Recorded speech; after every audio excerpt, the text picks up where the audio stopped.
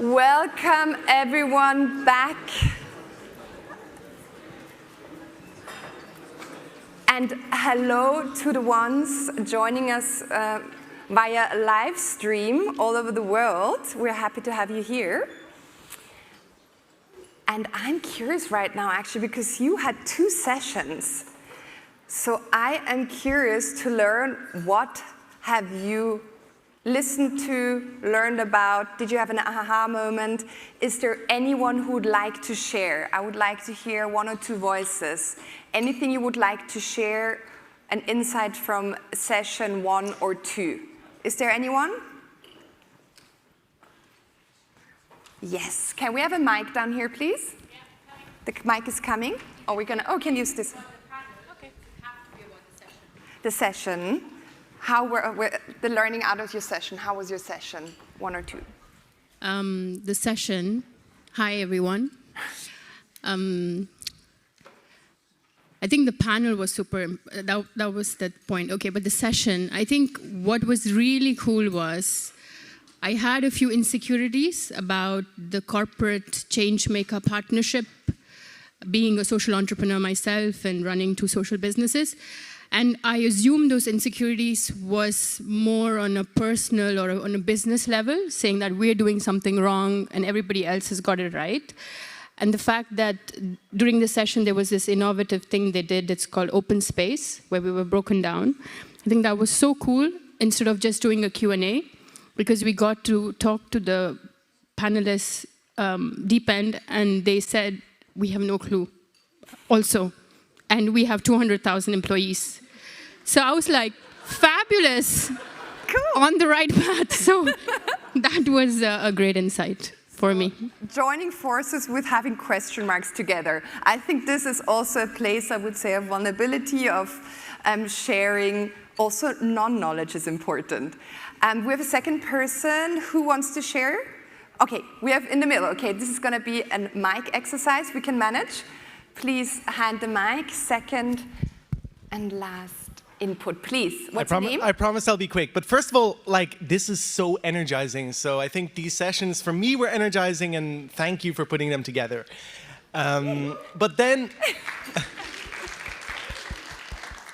I think for me what was very unique about this is that, I'm in conferences all the time, but most of the time I'm surrounded by the same kind of people, right? And I love change makers, don't get me wrong, but normally I'm surrounded by change makers who are all 23 years old, all focused on sustainability and the climate, and now all of a sudden I'm in a place where everybody's doing different things, all age groups, but all of you are young at heart, so I just love that.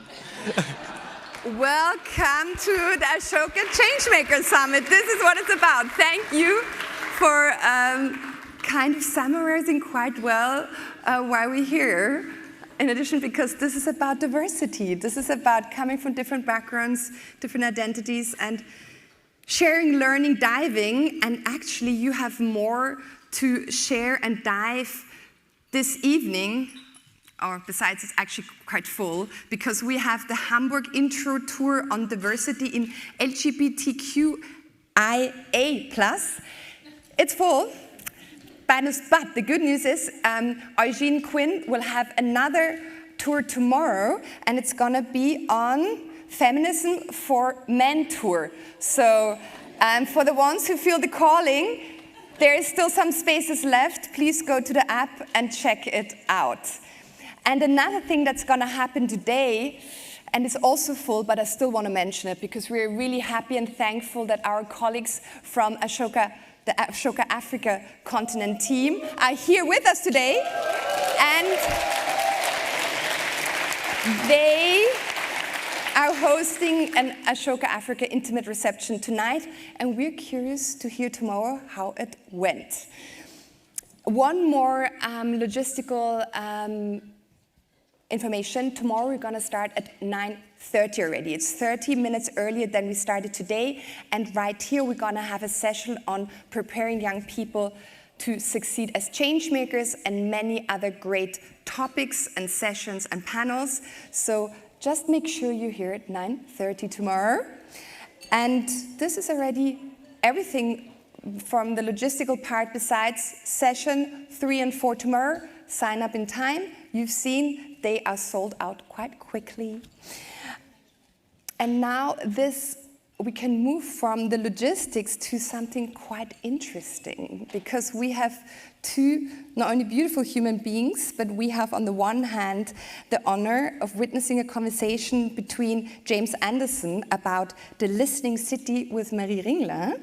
And we have James Anderson here from the US who came. He leads the government innovation program at Bloomberg Philanthropies and is an expert in public sector innovation, strategic communication, and urban transformation.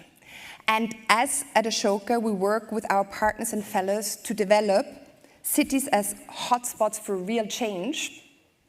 And who better to share this insight on this topic than James himself? So we're really happy to have you here, because you're supporting public innovation worldwide, and we have the pleasure that you're sharing, or that James is sharing the conversation with Marie. And Marie, on the one hand, you've met her. She is the member of our global leadership group, but not only, because she's going to wear two hats today.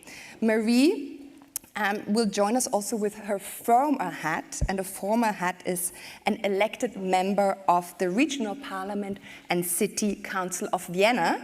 So I am curious what you're going to have to share and tell, but I would say the stage is yours. Let's get it started.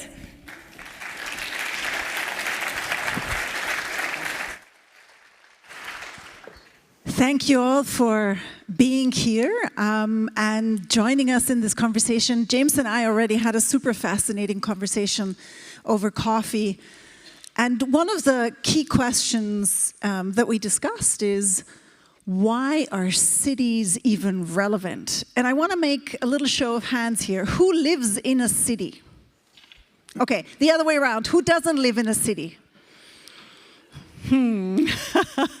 So apparently 57% of the world's population live in cities.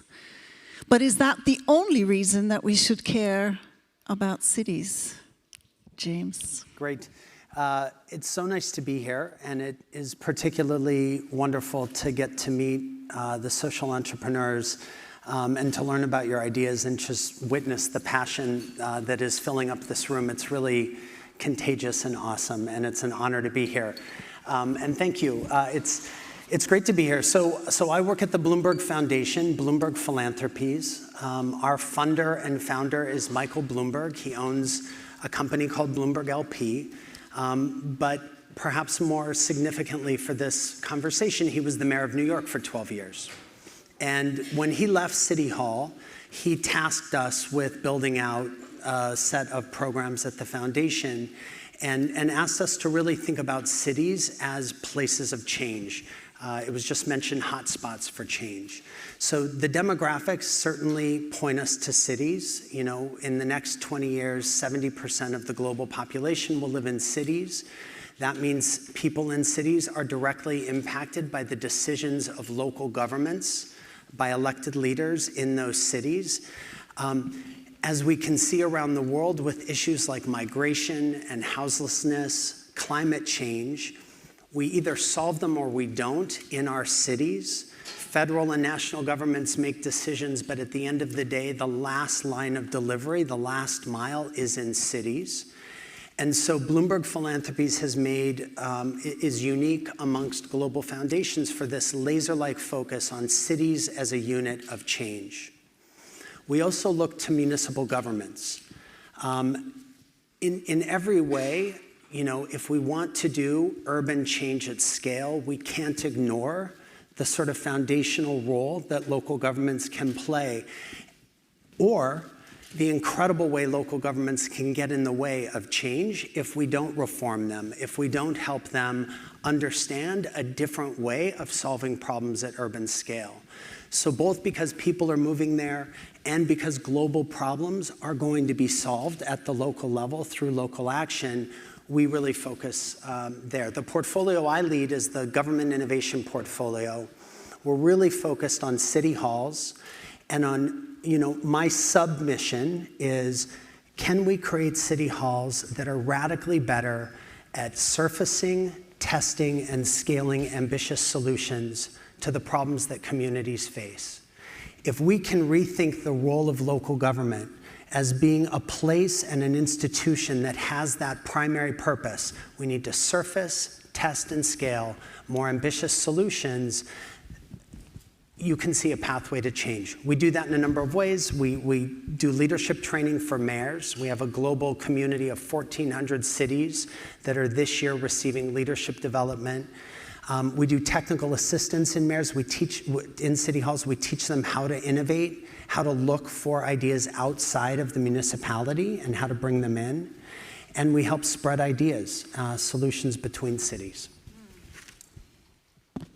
Super interesting. So as Stephanie mentioned, I used to be an elected official in a city, in the city of Vienna. And one of the conversations we had was around how do you make sure that a city not only, follows its own agenda, but actually becomes what you would call a listening city, right? A city where the voices of those who live in that city, the voices of those who come up with solutions for that city are heard. And I'm wondering, if you could expand a little bit on this idea of the listening city and how that potentially also feeds into the leadership programs you're doing for mayors. Yeah, so we think of sort of listening in sort of three different ways. One is around sort of situational awareness and detection. And how can municipalities become much, much better at understanding what's happening in the community, to understand things early before they become acute problems that require emergency and more costly interventions? How can they better surface ideas that are bubbling up at the grassroots that could go to scale and move an entire city forward? What are the tools and techniques that cities need to do those things well? I think COVID was this sort of amazing moment where every city everywhere in the world realized its detection systems were insufficient. We did not know on a block-by-block basis where the virus was spreading. We were not able to get away from the sort of city hall mandated policies and approaches fast enough to understand that at the community level, entrepreneurial community groups were actually figuring out how to get shots in arms of people who were really afraid to get them. So that whole set of activities around detection of both the problems and the solutions is listening type 1. The second piece that we really focus on, and I've heard it a lot in the conversations here, is how do we listen as policy and programs are being conceptualized and developed at the municipal level. When I was in city government in 2002 to 2008, I guess, it was really standard for a bunch of senior executives in a department to huddle in a room and develop a strategic plan. And to think amongst themselves and to benefit from the years of training and experience of managing systems that was just in that room to reform the front door to the homeless services system. Instead, what today has become much more the norm is you begin with the people you're trying to serve. This is probably your bread and butter. You have to start with the problems as they exist in people's lives. You have to start by understanding why the existing set of services was insufficient, and build backwards from that with people. And so that's a second type of listening, is how do we constantly push ourselves to listen and incorporate different voices and critical voices as we're developing programs and policy, as listening type 2. The third, and I think it's essential in this day and age, is cities don't just exist in their own context. Cities exist in a global context, and the things that you read on the newspaper in your hometown paper are probably affecting me in my hometown too. That's the way of the world today. So a third type of listening that we really try to promote and build the capacity around is, how do cities listen to one another? How do they understand who's trying what to this tricky problem? What lessons did they learn from that failure? What aspects of that solution might be relevant in my hometown? How do we grease the wheels so that that kind of listening is two-way and frequent and sort of as needed when needed? And that's, I think, a really important third type of listening. And so to your question about the mayoral program, in some ways, we focus on the mayors. It's a little bit of in some ways the mayors set the culture. The mayors oftentimes give a permission for folks to do things in different ways. They can be huge barriers to progress if they don't want to do things in new ways. But we also use the mayors, frankly, they come in and then we work with their staff a lot because so much of the culture is kept at the levels below the mayor as well in the permanent bureaucracy. And so our leadership programs, we now train mayors, procurement officers, human resource directors, chiefs of staff, data officers, innovation officers, because all of those people have their hands on levers of power. All of those people affect the culture within the broader organization. So we talk with each of them around their role in that sort of listening typology. And what's your job? How do you need to show up to sort of advance that agenda? I'm wondering, and I'd love a show of hands, who of you in the audience has worked with city governments? And who of you has had a great experience? See? So we were talking about this earlier, right? What would be, from your learnings, some insights for how to, understand the incentive systems that mayors and, the officials in cities are under? Because, when I was, in this role more than 10 years ago, I remember bumping my head against a few walls because ideas that weren't invented in that particular office didn't fly. And I'm wondering, you have a slightly more optimistic view. You said, no, but so many things have happened, and, and cities have started to create innovation offices, and it's much better now.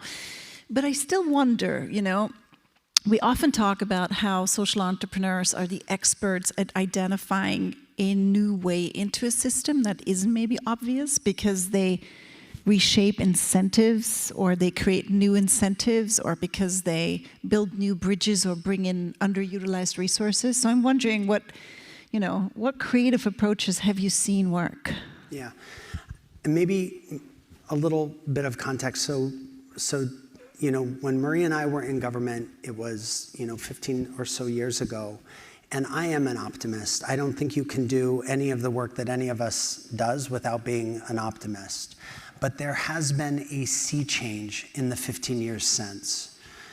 There are innovation teams and officers, and when I started this work, when a mayor said, I want an innovation lead, and then somebody was hired for the job, they had radically different definitions of what innovation even meant. Nobody understood what the role was. Nobody understood the science and the rigor and the practice of innovation. People thought of innovation as a good idea.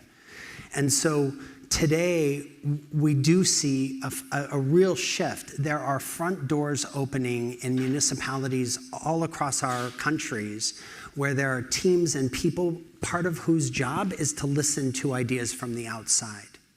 So, that is significant. I would also just say, we're nowhere near where we need to be. So I envision municipalities becoming a platform for urban scale problem solving. What would that mean? What would that mean?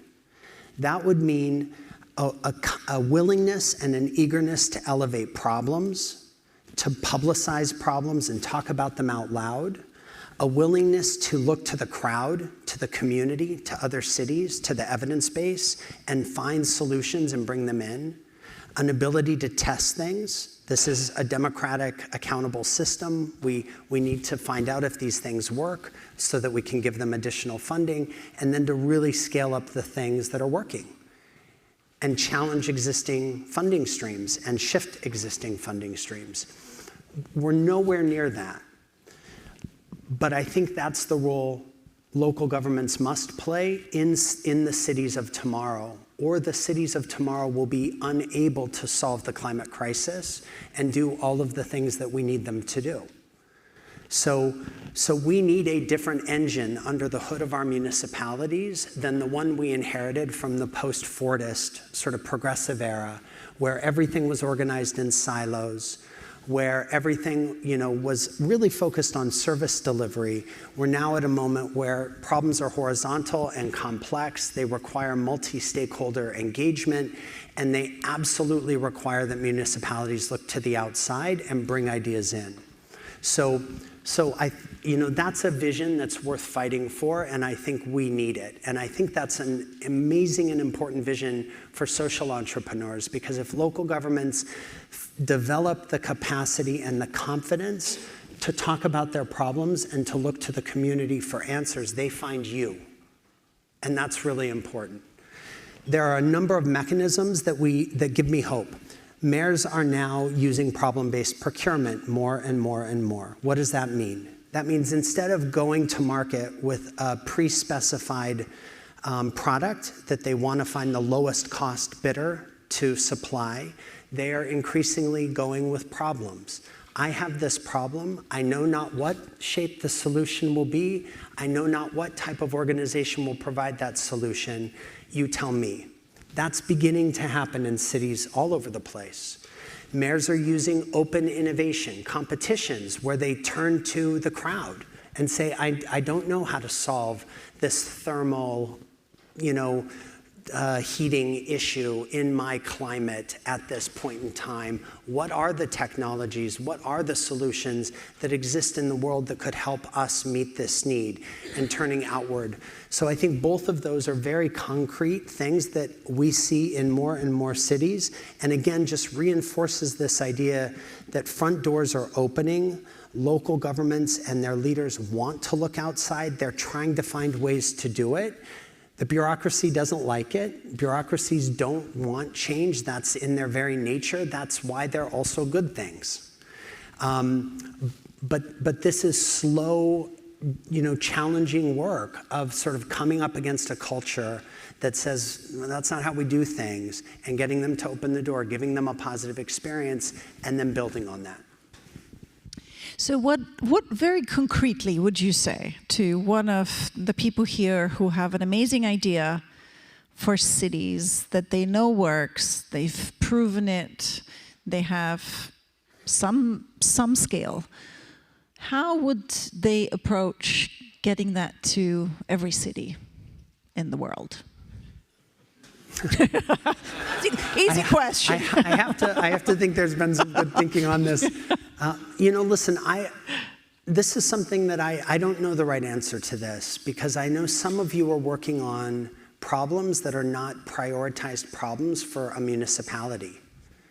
And, there's an argument that municipal leaders elected in a democratic system have to have a system and a structure for prioritizing the problems that receive municipal resources and funding. In Hamburg, what I've learned about the social entrepreneur program is that it is really focused on 5 key priority areas that the city has prioritized, climate being one of them, inclusive economy, I think, being another one of them.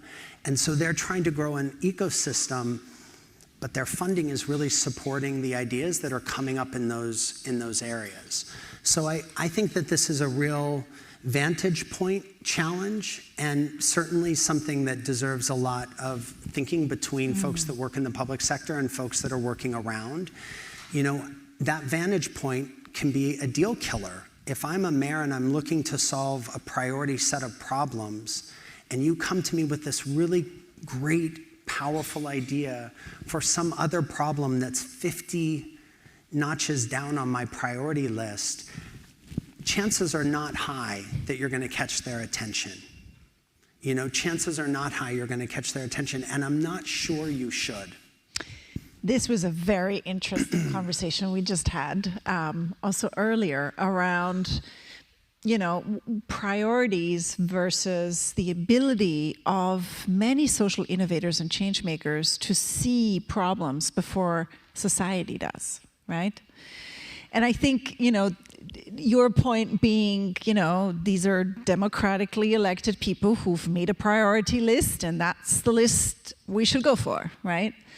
Whereas I would argue there's a lot of intelligence in people who sense early, who see early, who maybe also bring in underrepresented voices, right? Who are able to bring in a perspective that a typical priority list, doesn't actually fulfill.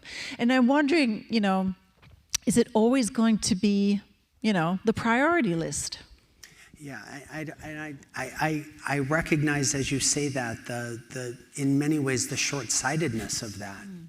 And so, and again, I don't know a lot about what Hamburg's doing, but I think they sort of have a both-and approach, which is that the ecosystem draws ideas across a wider range of domains, and the funding then follows those that are around the priority initiatives. So perhaps there's a both-and kind of response to that. I think about my friend Roseanne, who may be here, or may, I don't know, yeah, there she is. The remarkable thing that's happened with that solution and that organization in the US is, of probably 9 in 10 US mayors prioritize street homelessness as their #1 issue. And this social entrepreneur has a flexible, locally adaptable solution that works across radically diverse jurisdictions.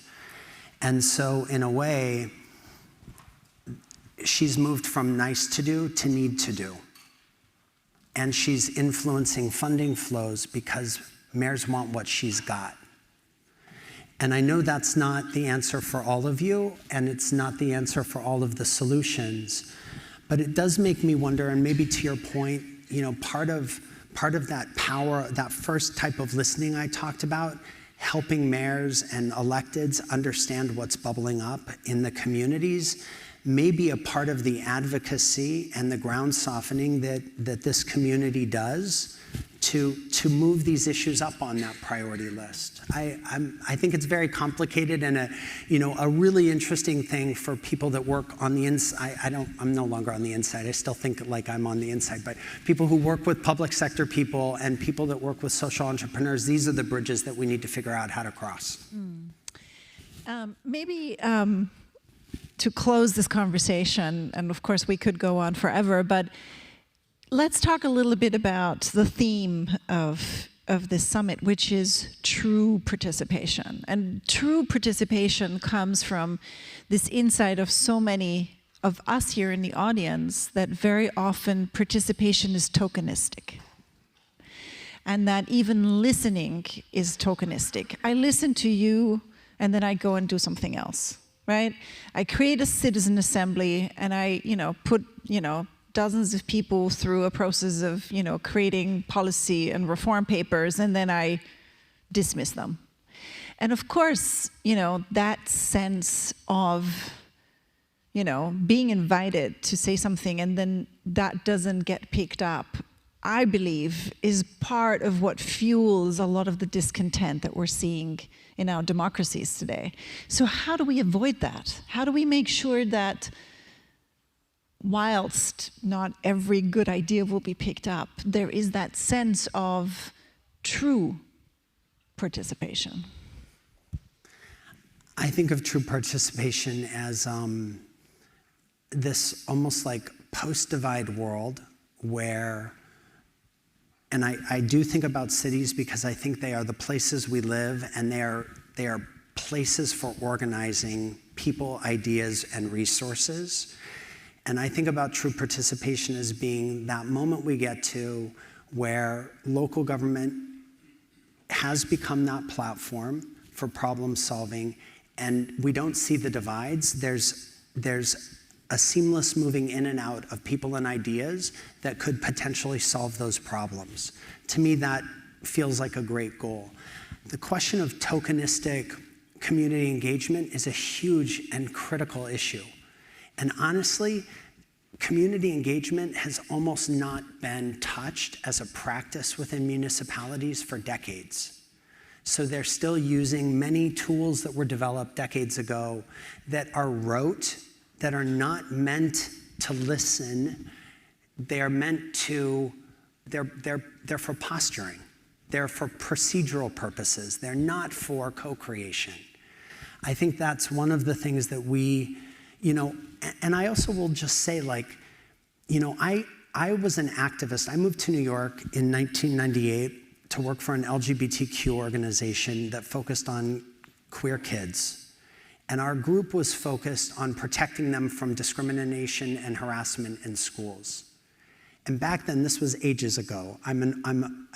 Ages ago, there was nobody in local government that would do anything for these youngsters. Nobody was doing anything for these youth. They were targeted, they were persecuted, there was nothing.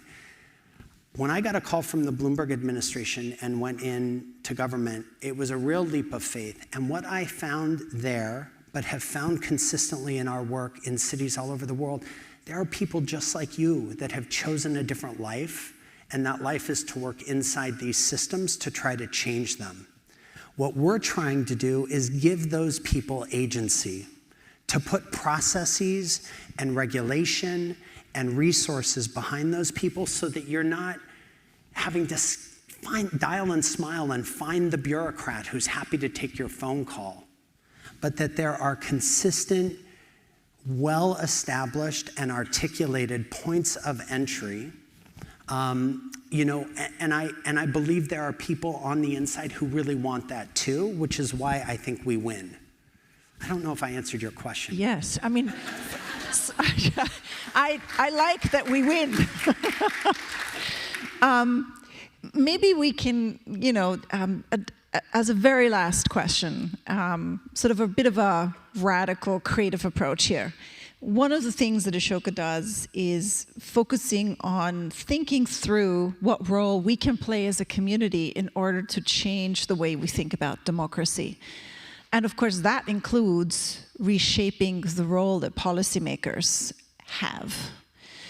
And one of the sort of more radical sort of ideas is to say, how can we help elected officials, but also policymakers and people in government, understand that they can have a critical role in enabling people around them to be those that have and identify the solutions, be those change makers, right? So not only find their own agency, which is important, right? Because if you don't have your own agency, you can't support others. But then also go the next step of saying, my role really is to create spaces where people can find their agency as citizens, where they're, which is like a huge leap beyond sort of the traditional ideas of citizen engagement and, citizen assemblies. It's devolving power in a way, right? It's saying, not me, the politician, has all the answers, or me and my, staff members have all the answers, but I'm actually here to create that enabling environment. And that requires, thinking about the role of politicians very differently, and it means thinking about power very differently. Yeah, I mean, I'm inspired by the Hamburg example, and my hunch is that it started with, social entrepreneurs finding a willing official within government and getting them to make this their project. I believe that there are people like that in cities all over the globe that would love to replicate the kind of approach that we're seeing here in Hamburg. And perhaps Hamburg is beginning to, I think it is the only city that has done this sort of formal support for social entrepreneurship at the ecosystem level. I think it's very likely that that idea will spread and can spread, but we need to find change agents within government, within elected office, in places around the globe who want to make that their thing. And you can give them the political and the support that they need to make it their thing. One of the great things about cities is that they don't suffer from the not invented in my backyard syndrome. that governments at almost every other level do suffer from. They are hungry and eager to learn from each other. So if you find a model that works in one place, that's a great place to work with Bloomberg Philanthropies. We can help elevate those models and talk to mayors about those models and help them spread. That's, taking advantage of that interest that mayors have to copy one another and learn from one another, I think could be a powerful tool in our arsenal. James, I think you have lots of people coming up to you with their ideas after this session. Thank you so much for this inspiring conversation, and thank you all.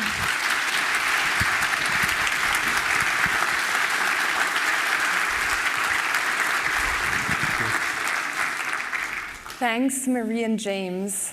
As a former member of parliament, I'm really grateful that we have this stage for this really honest conversations of the bridge between social entrepreneurship, social innovation, policy making, because it can be quite hard when you are in the policy field, and we need people like you, ideas like you, and I think this was a great example and deep dive what can be done, that a city not only listens but also acts. This said, we are now moving into celebration mode.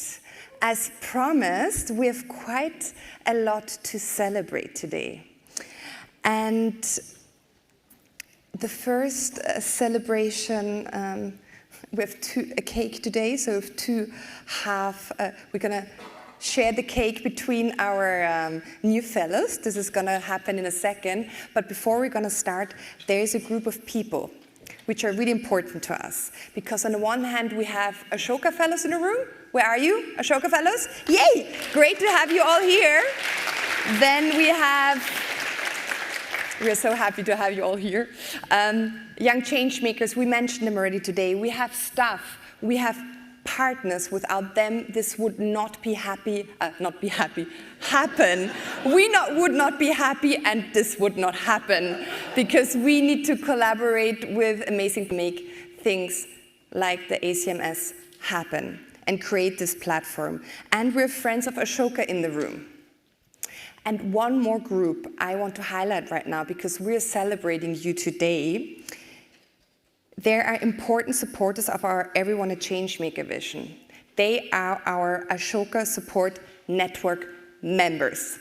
I can see many of your faces smiling at me right now. You are really important to us, and this year we are celebrating 20 years of our Ashoka Support Network, and to mark this occasion, we've prepared a video for you. Let's start.